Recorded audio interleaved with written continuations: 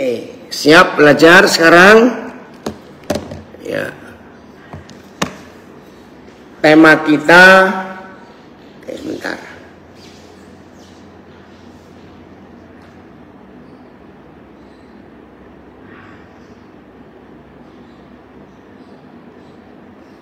Tetap taat di dalam kesesakan, Papi. Ya, enggak, ini Papi lagi ngaturin dulu. Tunggu. Memang kok Martapura ini hebat sekali, Martapura. Semangat betul. Oke, tema kita hari ini tetap taat walaupun dalam kesesakan. Nah, kalau kita mendengar kata kesesakan, pasti nggak ada orang yang setuju. Karena kesesakan itu sangat tidak enak, betul? Dihimpit, dipencet, ditekan, ditindas, ya, dipres. Nah, itu pasti nggak enak. Tapi kalau saudara dan saya tetap bisa taat dalam kondisi seperti itu, maka kita akan menikmati hal-hal yang luar biasa. Oke, kita buka ayat yang pertama, Mazmur 119 ayat 71. Mazmur 119 ayat 71. Kita lihatnya ayat ini. Kita bersyukur karena Tuhan berikan kita kesempatan.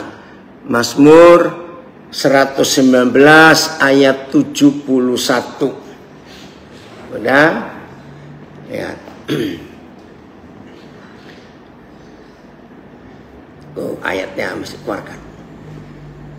Saya baca ya. Bahwa aku tertindas.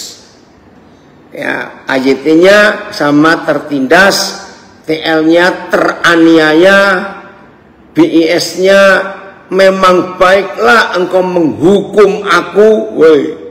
Ya, MLT-nya tertindas juga, ya, AVB kesusahan yang menimpaku baik bagiku, VMD penderitaan itu baik bagiku, KSKK memang baik bahwa aku telah tersiksa, ya. TMV memang baik engkau menghukum aku. Kas SZI kesusahan yang menimpaku baik bagiku. Firman Allah yang hidup, hukuman yang kau berikan kepadaku adalah hal terbaik yang pernah menimpa aku, karena hukuman itu mengajar aku untuk memperhatikan hukum-hukummu.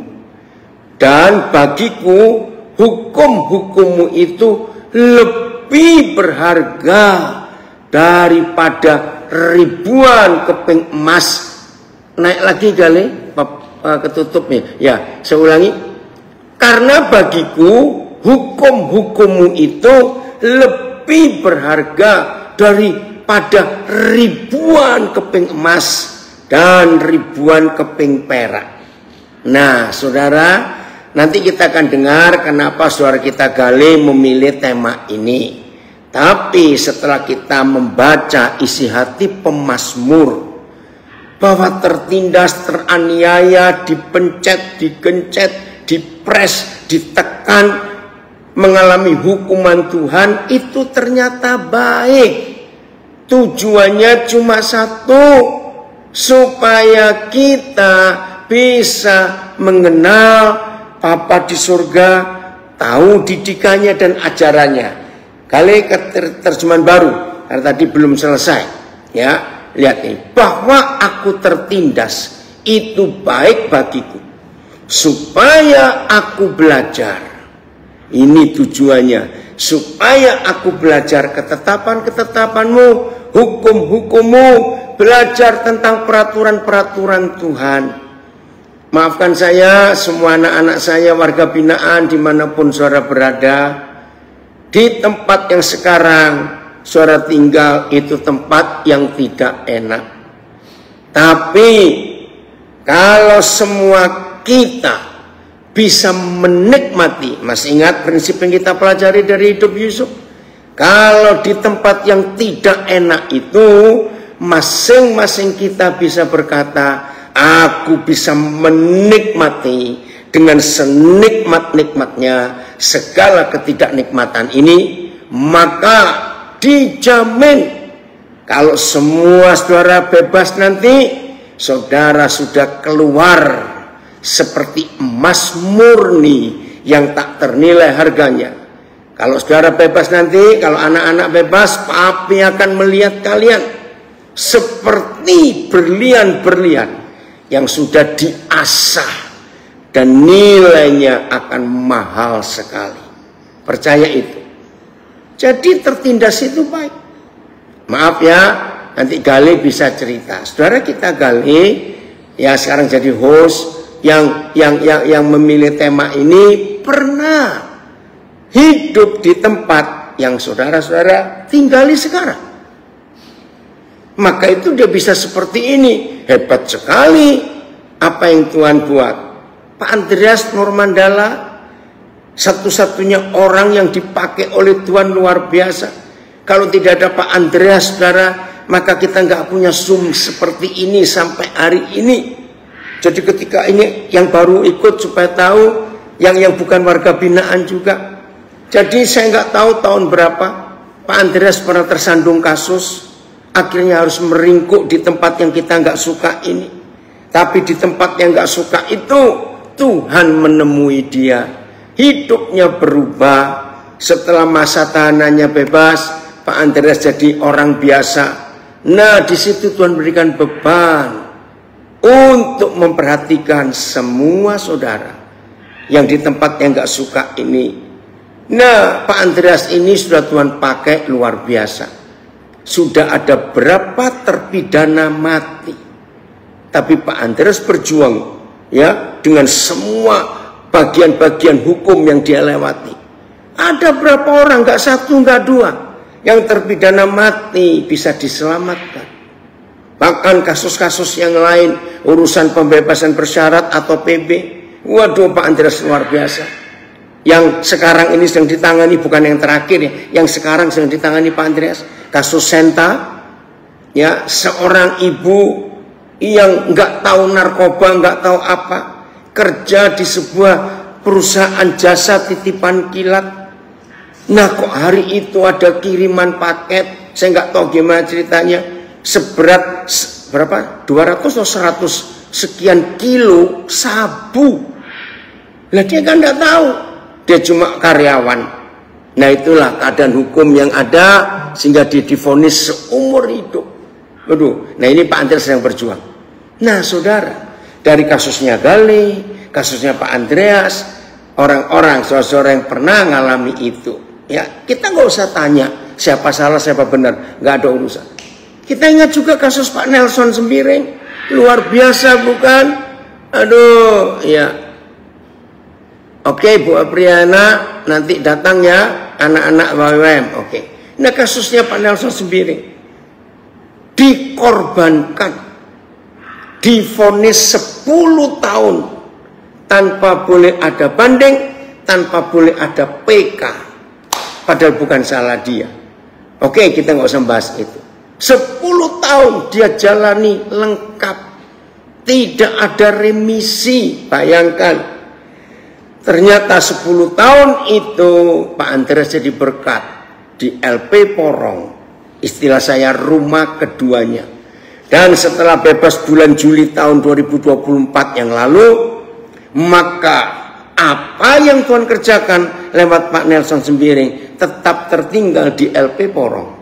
Sehingga di LP Porong saat ini, catat, menjadi satu-satunya penjara di dunia, bukan cuma di Indonesia, di dunia, yang ada pabrik tahu. Gara-gara Pak Nelson masuk ke situ, dan Gali, Pak Andreas, Pak Nelson sekarang jadi orang-orang hebat. Maka itu ayat yang baru kita baca, tertindas itu baik bagiku, teraniaya, terjepit, digencet, dipojokkan, difitnah, pokoknya nggak enak semua, itu baik. Supaya kita belajar hukum-hukum Tuhan, ketetapan-ketetapan Tuhan. Maka itu saya ulangi lagi semua anak-anak saya. warga binaan yang kekasih, yang diberkati, dicintai Tuhan, gunakan kesempatan selama sekian waktu. Saudara-saudara, kalian semua mengalami gencetan, himpitan, tindasan ini. Ya, nggak usah bahas salah siapa, kasus apa, bukan urusan kita. Nikmati. Karena dengan saudara bisa menikmati, maka begitu waktunya, saudara semuanya bebas. Saudara akan jadi orang-orang yang luar biasa. Emas yang murni. Saudara menjadi berlian-berlian yang tak ternilai. Tapi ya sedih. Amin ya, dari gereja Oikumene Anugerah. Ya, betul, Borusinaga, aku harus bisa menikmati semua ketidaknikmatan dengan senikmat-nikmatnya. Nah, tapi sedih, Kalsel, Martapura, amin, betul. Tapi sedih, ada beberapa saudara kita baru bebas belum seminggu ketangkap lagi karena pilihan yang salah dalam hidupnya. Kiranya nggak ada seorang pun di antara kita yang seperti itu. Sekali aja cukup. Jangan ada yang kedua kali. Tuhan menolong, Tuhan melindungi. Kemarin saya dengar kabar 3 hari yang lalu dari LP Magelang. Aduh, ada yang sudah bebas. Ternyata ketangkap lagi di tempat yang lain. Sedih sekali. Nah, maka itu walaupun saudara begitu bebas, mengalami kesulitan, wajar, maaf, sulit orang mempercayai saudara. Ya, kalau sudah pernah tinggal di tempat yang gak enak ini, sulit orang mempercayai. Maka itu biarkan ejekan, hinaan, bahkan dalam keluarga, dari teman-teman dekat. Maaf, siapa yang suka mendapat embel-embel Daniel Alexander mantan napi, siapa yang suka ada kalimat itu? Tapi ingat contoh-contoh yang ada saya katakan tadi. Kali Pak Andreas, Pak Nelson Sembiring, mereka semua mantan napi, tapi sekarang hidupnya luar biasa. Maka itu sesusah apa, sesulit apa dalam hidup saudara semuanya, kalau nanti sudah bebas, sabar dulu. Percayalah. Oke, dari Bengkulu, Tuhan Yesus tetap, saya baca ini kalimat bagus dari Bengkulu ini ya, LP kelas 2A Bengkulu. Tuhan Yesus tetap satu-satunya solusi yang terbaik dan tepat dalam menghadapi tekanan. Setuju? Nah, ini dari LP Bengkulu mengeluarkan statement yang sangat indah. Betul sekali. Oke. Ya, dari Medan saya baca. Aku harus bisa menikmati senikmat-nikmatnya apa yang sangat tidak nikmat, namun membawa kenaikan. Itu naik kelasnya, naik tingkat, sampai jadi berlian yang indah bagi Bapa. Haleluya. Nah, itulah dia. Oke. Ya. Oke. Ini ada yang kirim ayat. Teman-teman BBB harus mengalami ayat 42 ayat 5. Ya, bagus ini. Dari Pak Nelson sendiri. Menjua Pak Nelson. Saya ulangi ya, teman-teman BBB, ini Pak Nelson 10 tahun loh, nggak salah. Harus mengalami ayat 42 ayat 5. Kalian siapkan ayat ini. Rugi kalau kalian para BBB tidak mengalami seperti saya.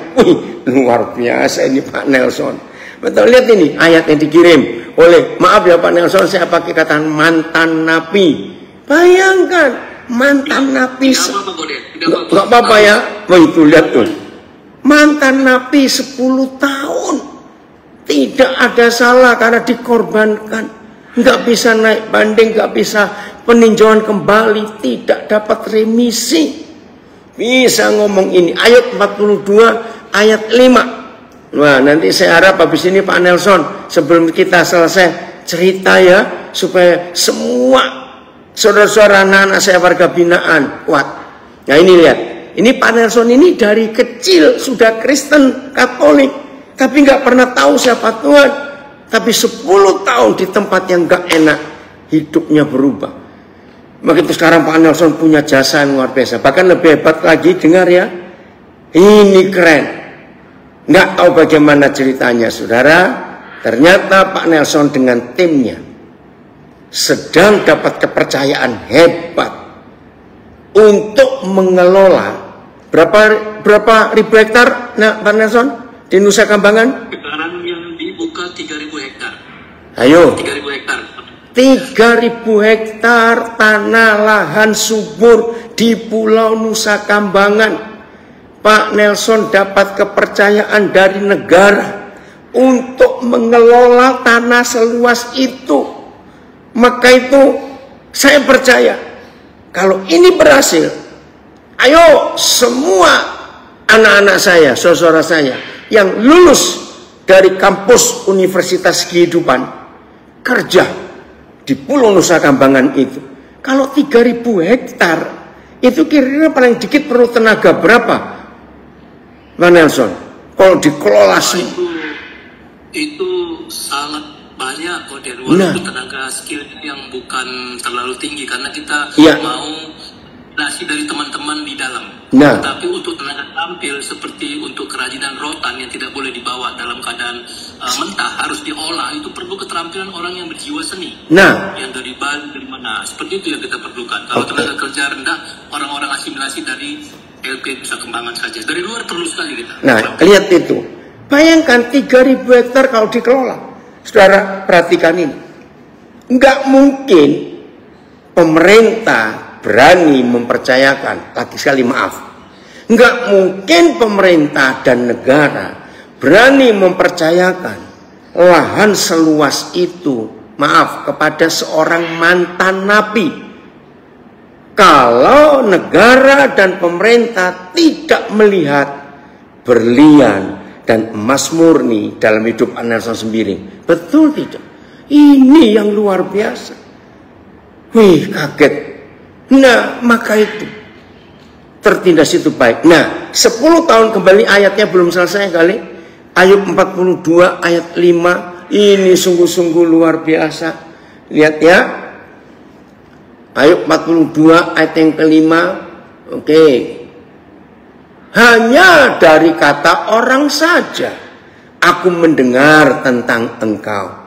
Nah, kalau saya katakan Pak Nelson, ya Pak Nelson dengar tentang Tuhan dari orang tuanya, dari kakek neneknya, karena memang mereka keluarga Kristen, tapi hanya dengar dari kata orang tentang Tuhan. Tetapi, sekarang, nah untuk Pak Nelson Sembiring sekarangnya kapan? Untuk Pak Andreas Normandala, untuk saudara kita Gali, sekarangnya kapan?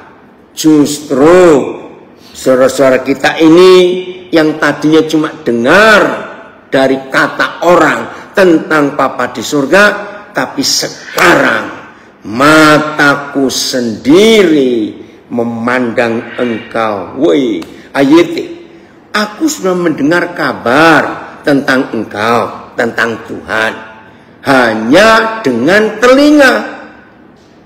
Tetapi sekarang, setelah lulus dari Universitas Kehidupan, mataku telah melihat engkau. PS, dahulu pengetahuanku tentang engkau hanya ku dengar dari orang saja, tetapi sekarang ku kenal engkau. Wow, ini PS bagus. Tapi sekarang ku kenal engkau dengan berhadapan muka. Wih, luar biasa. MLT, aku telah mendengar engkau hanya dengan telinga saja, tetapi sekarang mataku telah melihat engkau. Dahulu engkau hanya kudengar melalui telinga, tetapi sekarang aku melihat engkau dengan mataku. Semua warga binaan, ayo perhatikan. Jadikan waktu sesaat. Sesaatnya beda-beda buat kita masing-masing. Tapi jadikan waktu yang sesaat ini untuk bisa menikmati, lalu bisa mengenal Tuhan kita. VMD, pada masa lalu aku mendengar tentang engkau, tetapi sekarang Aku telah melihat engkau dengan mataku sendiri. KSKK, telingaku telah mendengar tentang engkau. Tapi sekarang, sama, mataku telah melihat engkau. FYI. Namun, kini aku berkata, aku telah mendengar tentang engkau dari orang lain. Tetapi sekarang, aku sendiri telah melihat dan memandang engkau. Saudara, maka itu yang sedang di rumah sakit, yang sedang, mengalami kebangkrutan usaha, yang sedang diputus pacar, yang sedang mengalami apapun yang gak enak, ditekan, dihina, dibully, ya, difitnah dan semuanya. Hari ini gunakan kesempatan. Ada salam dari LP kelas 2A Tanjung Raja. Saudara, ayo, tertindas itu baik. Kita lihat 1 Petrus 1 mulai ayat yang kelima. 1 Petrus 1 mulai ayat yang kelima. Ayo kita perhatikan ini sampai ayat yang ke-7. 1 Petrus 1 ayat 5. Ya, mulai ayat 5 sampai 7. Wow, puji Tuhan kalau kita bisa lolos, saudara.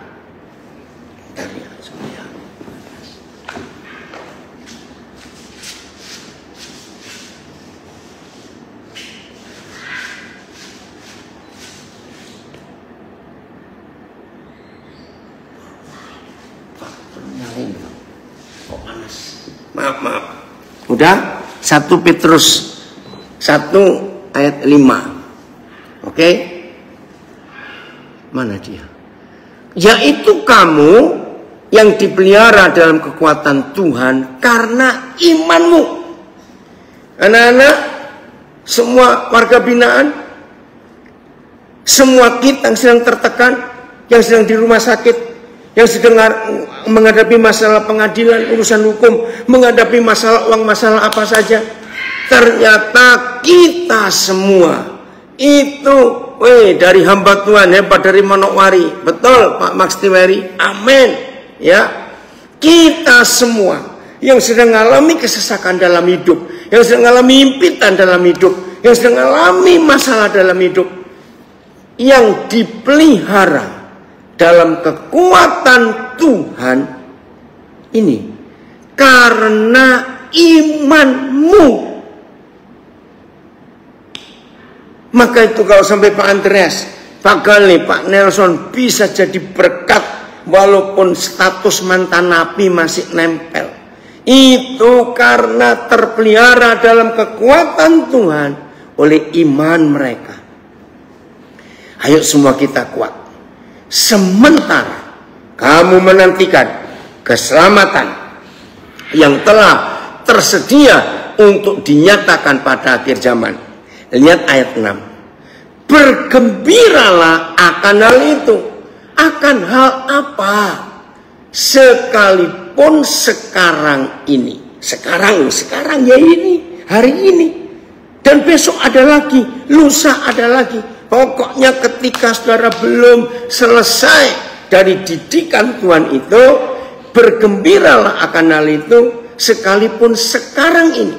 Kamu seketika harus berduka cita oleh berbagai-bagai pencobaan. Kok aneh? Ini ayat lucu. Bergembira.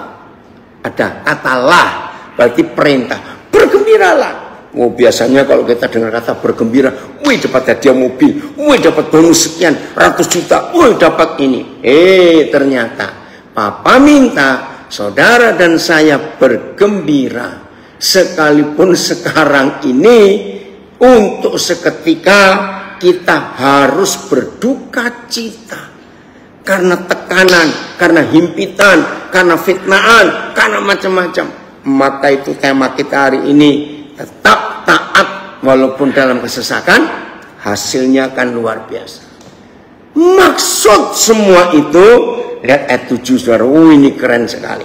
Kalian naikkan ya. Maksud semuanya itu, maksud apa? Himpitan, duka cita, pencobaan, ujian, fitnaan, semua yang gak enak. Aduh, ini Pak Seger Wahyudi muncul. Sabar ya Gar, nanti coba diusahakan besok kali ya bisa ketemu bosmu. Oke? Maksud semuanya itu ialah untuk membuktikan. Nah ini, untuk membuktikan kemurnian imanmu yang jauh lebih tinggi nilainya dari emasnya, daripada emas yang fana. Nah, baca ini. Yang diuji kemurniannya dengan api. Api loh, bukan dengan lilin. Memurnikan emas itu nggak bisa dengan lilin. Api. Sehingga kita semua memperoleh puji-pujian, memperoleh kemuliaan, dan memperoleh kehormatan pada hari Yesus Kristus menyatakan dirinya. Saudara bayangkan,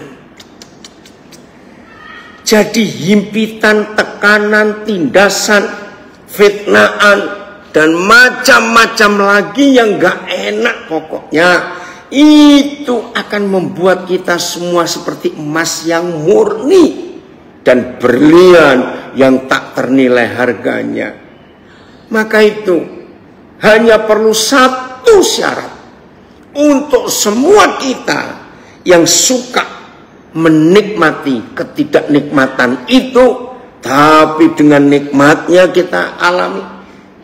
Hanya satu, jangan ngomel. Jangan ngomel. Wah, Muara ini Madir juga dari lapas banyak kali, bahkan Siapi-api, ya Muara Bulian. Oke, salam semuanya. Woi, senang melihat saudara suka belajar seperti ini. Nah, saudara, ini yang perlu kita ambil. Sebelum nanti saya minta ya Pak Nelson cerita dan rencana ke depan bagaimana, kembali kita lihat hidup Yusuf. Amin. Hidup Yusuf.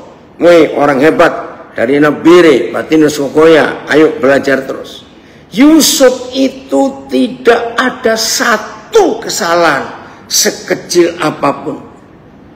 Tapi dia mengalami penderitaan yang gak main-main beratnya. Ingat, Yusuf itu tidak, amin ya, dari Sydney. Amin, amin. Ya. Yusuf itu nggak ada dosa sekecil apapun, tidak. Kalau dosa saya berkata untuk Tuhan, kepada Tuhan. Yusuf juga tidak ada kesalahan sekecil apapun. Kalau saya bicara kesalahan tentang orang lain, nggak ada. Yusuf nggak ada masalah. Dia jalannya lurus. Wih, luar biasa. Tapi yaitu tadi Mazmur 119 ayat 71, bahwa aku tertindas itu baik bagiku, supaya aku belajar, supaya aku mengenal ketetapan-ketetapanmu. Ini kan luar biasa. Dan Yusuf itu menderitanya nggak main-main, saudara. 13 tahun. Kalau Pak Nelson 10 tahun, masih menang Yusuf 3 tahun. Pak Nelson maaf. 13 tahun. Dari mana kita bisa mengenal angka 13? Karena di Kejadian 37 Yusuf umur 17 tahun. Itu dia dijual ke Mesir. 17 tahun. Tidak masuk sumur dulu, dijual. Pasal 41 kitab Kejadian, saya lupa ayat 32 34 nih, cari. Ditulis angkanya. Yusuf umur 30 tahun ketika dia dilantik menjadi orang nomor 2 di kerajaan Mesir. Nah, sekarang 17 ke 30. 13 tahun bukan? Itu penderitaannya. Luar biasa. Berarti 26 semester. Wah, kalau orang kuliah, Dini S berapa ini sudah lulus dari Universitas Kehidupan, jurusan atau fakultas penderitaan. Catat itu. Ya, jadi kampusnya namanya Universitas Kehidupan, fakultasnya Fakultas Penderitaan. Dan hasilnya, wow. Pernah satu kali saya kepikir begini. Kan Yusuf taat. Dia nggak mau berdosa kepada Tuhan, dia pun nggak mau bersalah kepada majikannya, suami si Pak Potifar. Ini kan istrinya cari gara-gara. Yusuf nggak mau. Justru karena dia nggak mau berbuat dosa itu dan melukai hati majikannya yang begitu baik kepada dia, hasilnya penderitaan yang ngeri.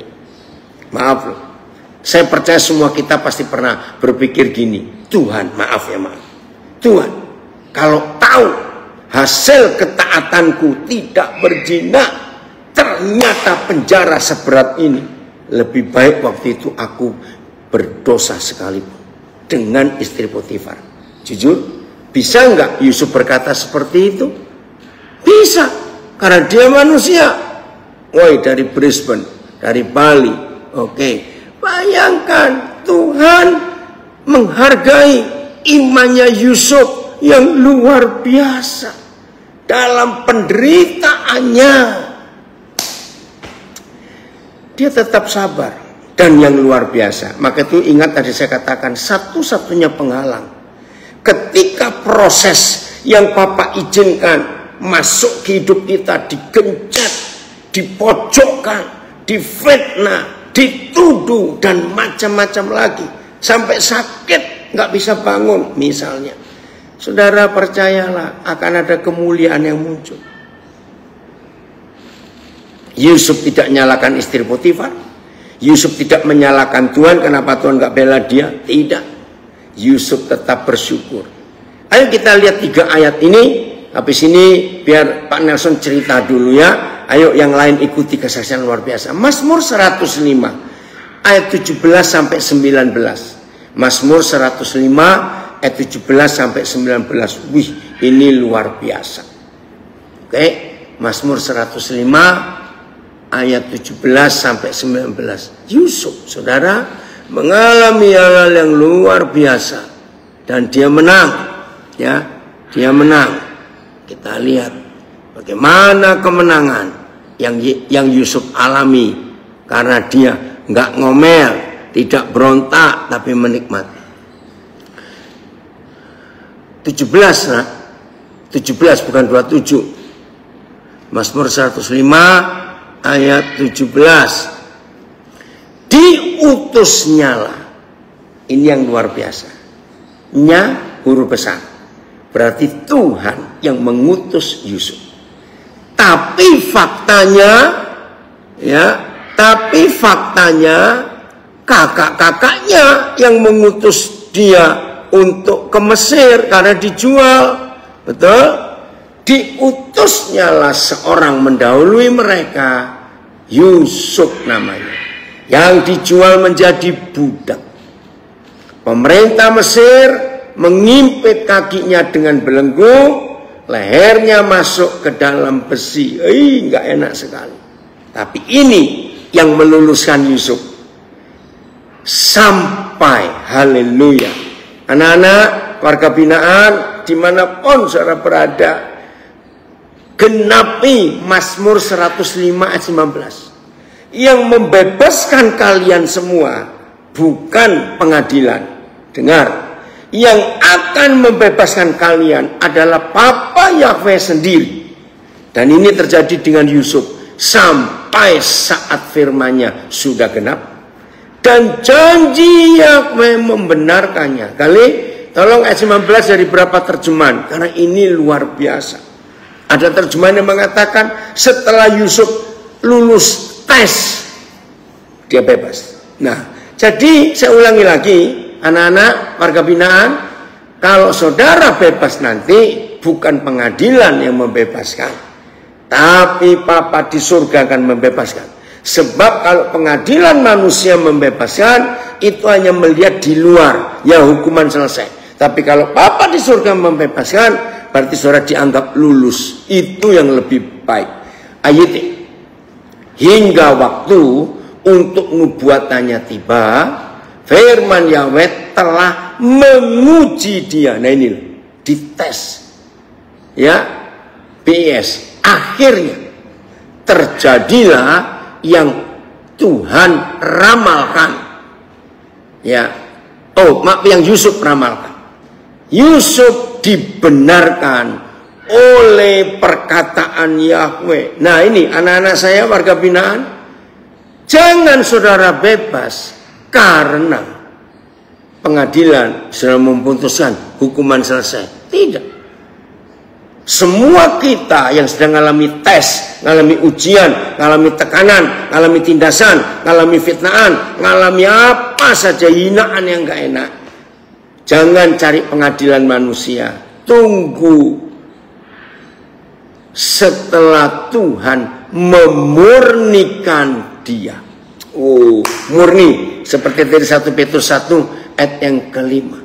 Selebih sampai saat firman-Nya terlaksana, janji Tuhan sudah mengujinya. FIA-nya ini luar biasa. Sampai tibalah saatnya bagi Tuhan untuk menepati janjinya. Tuhan telah menguji kesabaran Yusuf.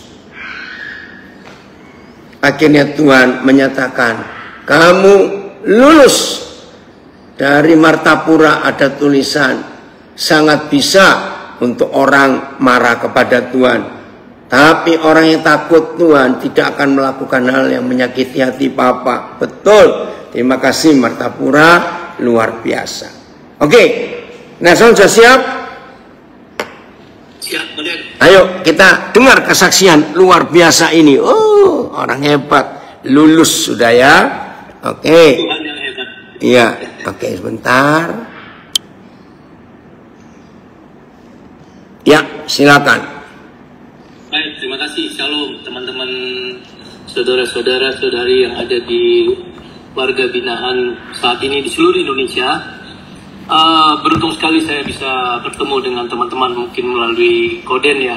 Karena semua bukan hal yang tiba-tiba, semua sudah direncanakan Tuhan. Ketika COVID, Koden membuka Zoom seluruh lapas.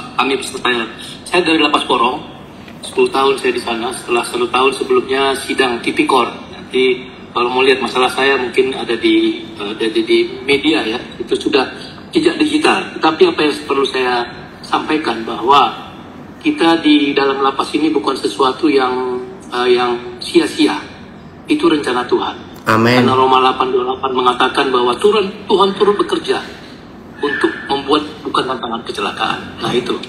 Jadi singkat cerita di dalam lapas ini saya berkarya karena background saya memang peneliti ya. Jadi saya membuat tahu sudah 8 tahun ini, dan tahu itu standarnya luar biasa. Badan POM dan masuk ke rumah sakit internasional yang ada di sini. Nah itu menjadi perhatian dari Jakarta.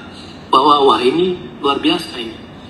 Dia melihat background penelitian saya, background saya oke.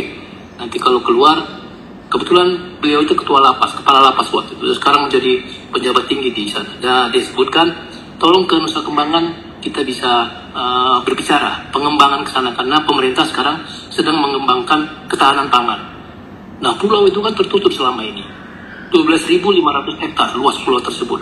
Kami dari Surabaya 9 jam naik kereta ekonomi sampai ke Cilacap. Kadang nggak ada kereta yang bagus sampai sana, cuma sampai Kroya. Dari Kroya kita harus 1 jam lagi sampai ke Cilacap. Nah, singkat cerita ketika di sana saya bertemu dengan semua kalapas yang ada di Nusa Kembangan. Nah, saya bawa drone, di mana hal itu sangat tidak boleh di sana. Bawa obot, bawa HP. Saya lihat potensinya apa di sana.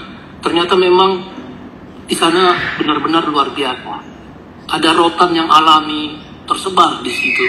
Jadi ini rotan memang kerjasamanya dengan kehutanan. Jadi ini yang kita nanti mau tanya, bagaimana mengeksplorasi rotan itu bisa keluar. Nah ini dibutuhkan apa? Tenaga kerja sudah ada mereka, lahan, sumber daya alamnya sudah ada, tinggal modal, teknologi sama pemasaran. Nah ini yang kebetulan saya dulu pernah di Kadin. Jadi saya coba diskusi dengan teman-teman ini, siapa yang bisa mau B2B seperti kami di Lapas Porong. Kami ada 4 unit produktif di sana. Di dalam kegiatan kerja ada mebel yang itu diekspor sampai ke Hong Kong, Australia, sampai ke Amerika. Kemudian ada es batu, ada tahu nigari. Tahu ini sebenarnya tidak begitu besar luasnya. Koden sudah pernah ke sana, tapi ini benar-benar bisa viral mungkin se-Indonesia lah kalau tidak mendunia. Karena seluruh lapas dari Aceh sampai Papua selalu ingin lihat seperti apa sih tahu yang tidak ada baunya, tidak ada limbahnya. Karena air perasannya pun diminum, itu sumber magnesium. Itu Koden sampai meminum kemarin air itunya. Itu sumber magnesium. Jadi ini yang saya pikir kita buat terobosan-terobosan. Ketika kita di dalam penjara, malah mungkin kita bisa lebih konsentrasi. Amin. Bisa kita lakukan. Betul. Kebetulan saya seperti tadi ayat 42 ayat 5. Dari orang tua, dari siapa, dari pendeta, dari mana yang datang ke sini, hanya kata Tuhan ini belum pernah saya rasakan. Tetapi di situ melihat dalam arti bukan melihat secara visual, tapi merasakan bagaimana damai sejahtera yang kita rasakan setelah kita di dalam. Ada waktu yang cukup panjang. Dulu saya keluar negeri sampai $5.000 kita dapat kalau 10 hari kita berangkat kemana-mana untuk dinas. Sampai sekarang ini kita kemana pun membiayai sendiri, malah sukacitanya luar biasa. Jadi kami sudah 2 kali ke Nusa Kambangan. Nanti Koden kami dengan Pak Andreas tanggal 18 ke Nusa Kambangan kembali, sekalian melayani di sana. Kemudian membawa anak-anak berenang. Ini Pak yang di LPK yang di Yogyakarta. Oh, jadi, kalau di Nusa Kambangan berenangnya di mana? Oh, bukan. Ke Jogjanya. Jadi Nusa Kambangannya juga ke sana. Setelah itu kami ke Jogja. Jadi kami 2 mobil ke sana. Nanti ke sana. Kali ini mission trip yang ketiga agak sedikit istimewa. Biasanya kami naik kereta api. Dan di sana kami minta anak-anak sana yang jemput. Sekarang kami pakai kendaraan. Nanti di Jogja yang kami bawa anak-anak berenang. Ada 20 orang. Ini Pak Andreas yang mengatur. Jadi seperti itu teman-teman. Jangan kita rugi, udah masuk di dalam, tidak merasakan mujizat atau damai sejahtera yang kami rasakan. Ini yang saya sampaikan kepada teman-teman dimanapun. Saya sampai ke Kerobokan Bali, sampai kita ada 5 yang kami layani di mana di Jawa Timur ini. Kami punya yayasan di mana semua anggotanya dan pengurusnya adalah alumni dari Napi semua. Wow, kami juga hebat. Ada satu rumah singgah di Tenggilis ini. Disuruh kelola. Waduh, saya bilang bukan bidang saya, tapi oke, kita doakan. Seperti yang kata Pak Raymond itu. Yang berapa kamar? Berapa kamar yang di Tenggilis? Yang belum saya lihat, minta didoakan, minta diapakan nanti ini. Karena kita kan pernah kita lakukan rumah singgah ini, maunya kan memang sebelum mereka berkarya kembali, apa yang kita lakukan. Nah, kemarin ada satu orang yang teman kita yang ingin keluar dari ikatan narkobanya. Kita bilang, hilangkan semua HP-mu, kamu pergi ke Bali, kita kasih sana DP motor, kemudian dia gojek. Wah, dia senang sekali. Saya benar-benar luar biasa.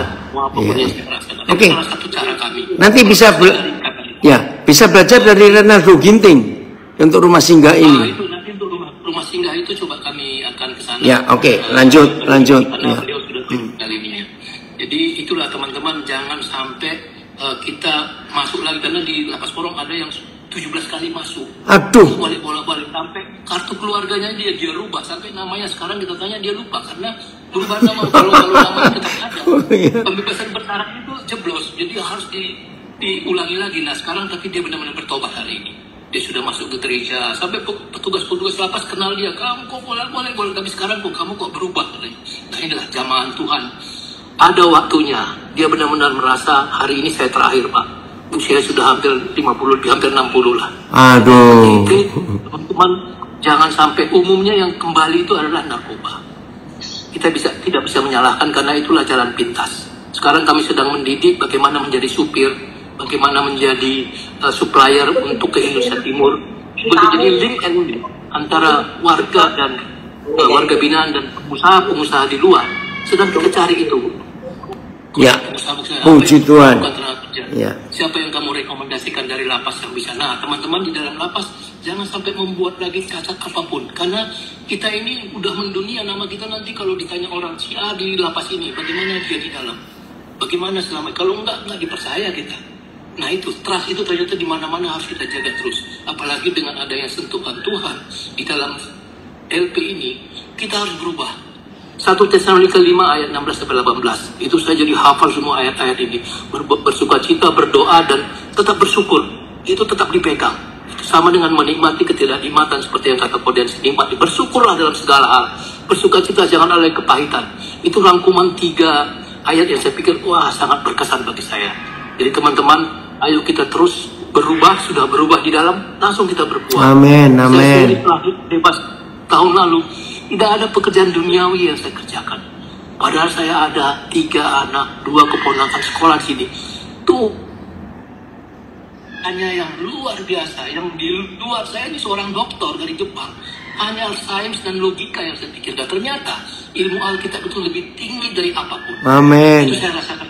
Mau saya saksikan itu, teman-teman. Siapapun kita di latar belakang, kita nolkan. Kita adalah anak Tuhan, kita belajar. Kita belajar bagaimana damai sejahtera. Kita harus benar-benar sungguh hati, ada konsistensi, dan benar-benar berubah. Itu, teman-teman. Kalau ada apa-apa, silakan alamat kami, alamat Koden. Saya sering sekali terima kasih. Kami bisa berinteraksi dengan Koden. Nanti jam 11 juga kita bertemu di Surabaya. Ya. Terima kasih Koden. Amin, sama-sama.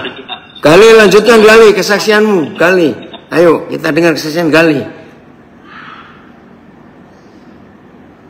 Ada Gali?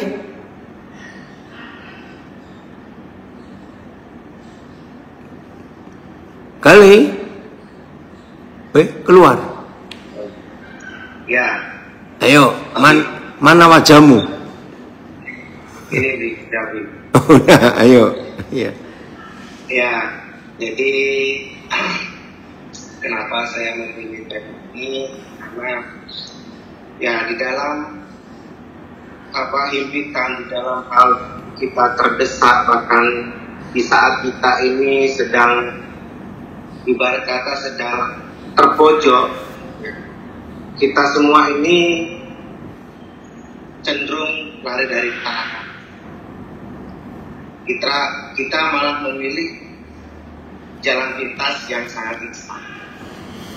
Padahal di balik hal itu ada sebuah kebaikan yang Tuhan berikan jika dibentuk, jika dijadikan permata yang berharga. Amen. Kita ini dibuat sangat sempurna. Dan di situ juga iman kita diuji.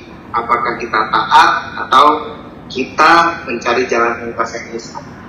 Apalagi di zaman sekarang ini ya, teknologi semakin berkembang, teknologi semakin baru, apalagi ya sangat mudah sekali mengakses sebuah internet. Sangat mudah sekali mengakses sebuah internet. Bahkan di sana pun juga banyak sekali menawarkan jalan pintas. Jadi ya kenapa saya memilih ini, karena ini adalah sebuah renungan yang sangat baik buat kita. Bagaimana kita ini diuji, bagaimana kita ini benar-benar bisa dibentuk lagi di dalam ketaatan. Sebab ketaatan yang kita pegang itu membawa bahkan hal-hal yang bisa dibilang kita terdesak, kita terhimpit, itu adalah baik buat kita. Maka dari itu, ayo saudara-saudaraku yang ada di dalam, mari sama-sama kita merenungkan ya, bahwa kita ada di dalam itu adalah baik. Adalah baik, kita di sana dibentuk, kita di sana akan diubahkan kembali, bahkan kita akan bisa. Kesaksianmu Gali, dari dalam ketemu apa, itu yang penting supaya kalian belajar. Ya, jadi ya kurang lebih sama seperti saya dulu, kurang lebih 6 tahun ada di dalam penjara, di 2 lapas yang berbeda, hingga akhirnya di 2021 saya dinyatakan bebas. Dan 2020 saya lupa, 2022 saya dinyatakan bebas murni dan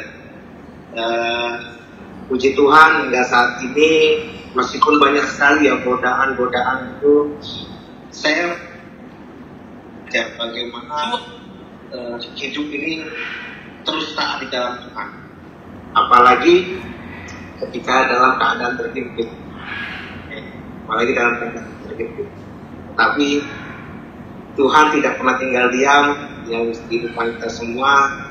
Tangan Tuhan tak kurang panjang, mata Tuhan tak kurang tajam untuk melihat, telinga Tuhan tak kurang tajam untuk mendengar semua. Amin. Puji Tuhan. Tema yang saya pilih, kenapa, dan itu sedikit kesaksian dari saya. Ya. Nah, saudara, kita sudah dengar 2 kesaksian yang luar biasa. Andreas mau nambahin nggak? Ada Pak Andreas? Nggak ada. Oke, kita masuk bagian terakhir. Ya, haleluya. Kita dapat pelajaran yang luar biasa hari ini untuk tahu bahwa tertindas itu baik, dihimpit itu baik. Amin. Ya, kita buka satu ayat lagi, lalu kita akhiri karena hari Jumat, hari pendek. Saudara masing-masing, bahkan Bapak Ibu petugas, terima kasih memberikan kesempatan buat semua warga binaan, anak-anak yang saya kasih ini. Oke, kita lihat apa yang Tuhan mau katakan, mau kerjakan dalam kehidupan kita, supaya semua kita itu jadi pemenang. Tidak ada yang kalah lagi dalam kehidupan ini. Kita buka Ibrani pasal yang ke-6. Ibrani pasal yang ke-6. Kita lihat ayat yang ke-5. Ibrani 6 ayat yang ke-5.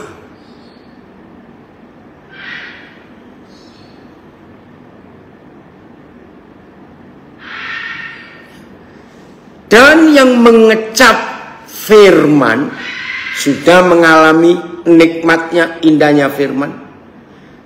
Dan yang mengecap firman yang baik dari Tuhan dan mendapat juga karunia-karunia dunia yang akan datang. Namun ayat 6 murtad lagi. Tidak mungkin dibaharui sekali lagi sedemikian hingga mereka bertobat. Sebab naik lagi kali. Sebab mereka menyalibkan lagi anak Tuhan bagi diri mereka dan menghinanya di muka umum. Semua kita nggak cuma warga binaan, semua kita. Kalau kita sudah pernah mengecap, menikmati kebaikan Tuhan yang luar biasa itu, jangan kita balik lagi. Jangan kita menyalibkan Tuhan untuk kedua kalinya, lalu kita menghinanya di muka umum. Jangan, saudara. Aduh, ini menyedihkan sekali dalam hidup kita kalau kita buat seperti itu. Maka itu kita harus ambil keputusan, amin, dalam menjalani kehidupan ini sekali mengikut Yesus untuk seterusnya. Nah, jadi kalau mengalami ketidakenaan, ketidaknikmatan, mengalami impitan dan macam-macam, ternyata itu baik supaya kita belajar mengenal ketetapan-ketetapan Tuhan kita. Siap ya untuk itu? Nah, ayat terakhir 1 Petrus 4 ayat 1. Saudara, ketika macam-macam dosa itu ingin membuat kita kembali lagi ke hidup lama, ingat ya prinsipnya, tidak ada dosa yang gak enak. Ini masalahnya. Ternyata semua dosa itu enak. Aduh, menyedihkan sekali. Nah, untuk melawan yang enak hanya ada satu. Ya, kita lihat ayat ini, 1 Petrus 4 ayat 1. Jadi, karena Kristus telah menderita penderitaan badani, fisik, kita pun harus juga mempersenjatai diri kita dengan pikiran yang demikian. Pikiran apa? Siap menderita secara fisik. Karena barang siapa telah menderita penderitaan fisik badani, haleluya, maka ia telah berhenti berbuat dosa. Jadi saudara, satu-satunya cara supaya kita manusia yang doyan dosa ini berhenti berbuat dosa, ternyata bukan dengan doa puasa, doa kelepasan, rajin baca Alkitab, ikut doa pagi, doa siang, doa malam. Bukan. Satu-satunya cara kita berhenti berbuat dosa ketika kita siap menderita secara fisik. sakit semua, nggak enak semuanya. Semua kita yang mau berhenti narkoba, berhenti judi, berhenti merokok, ya berhenti percabulan, alkohol, cuma satu, menderita. Karena begitu tidak mengkonsumsi barang-barang itu, begitu tidak melakukan perjinahan, perjudian semuanya, wih, itu rasanya sakit semua badan ini. Tapi disitulah kita bisa menang dan berhenti berdosa. Maka itu jangan sampai kita kalah ketika hal-hal yang menyesakkan ada dalam hidup kita.